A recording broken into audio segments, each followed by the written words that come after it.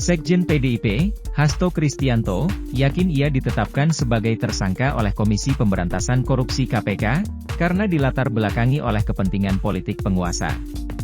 Selain itu, Hasto menilai dirinya sebagai korban dari kriminalisasi hukum.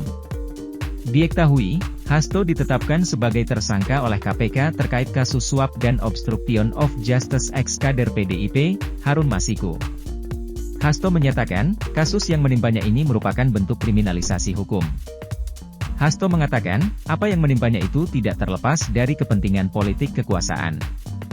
Dia menyebut, berdasarkan eksaminasi hukum dari berbagai ahli, tidak ditemukan fakta hukum atas penetapan tersangkanya. Hasto mengatakan, jika merujuk pada UKPK, maka obstruction of justice terjadi dalam proses penyidikan.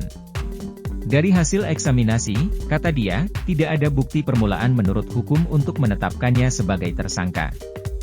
Hasto juga membeberkan reaksi Ketum PDIP Megawati Soekarnoputri usai pra-peradilan status tersangkanya tidak diterima.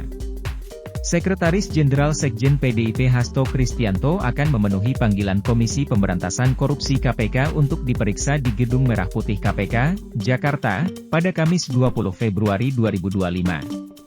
Magdir mengatakan, Hasto akan memenuhi panggilan KPK bersama dengan tim kuasa hukum. Sebelumnya, KPK sudah mengirimkan surat panggilan kedua untuk Sekretaris Jenderal Sekjen Hasto Kristianto. Hasto dijadwalkan untuk diperiksa penyidik pada Kamis 20 Februari 2025 mendatang.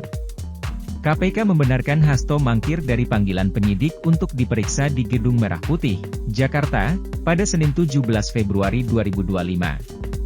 Sedianya, Hasto Kristianto dijadwalkan untuk diperiksa sebagai tersangka terkait kasus suap proses pergantian antar waktu PAW anggota DPR dan perintangan penyidikan, di Gedung Merah Putih, Jakarta. Penyidik kembali memanggil Hasto untuk kedua kalinya pada pekan ini. Tessa mengatakan, Hasto meminta pemeriksaan ditunda sampai adanya putusan pengadilan terkait pra-peradilan yang kembali dilayangkannya. Tessa mengatakan, gugatan pra-peradilan yang menjadi alasan Hasto mangkir dari panggilan tidak bisa diterima penyidik. Sebab, kata dia, gugatan pra-peradilan berbeda dengan proses penyidikan yang ditangani penegak hukum, baik itu KPK, kejaksaan, maupun kepolisian.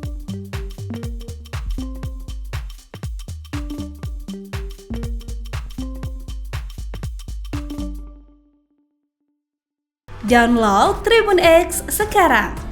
Menghadirkan lokal menjadi Indonesia.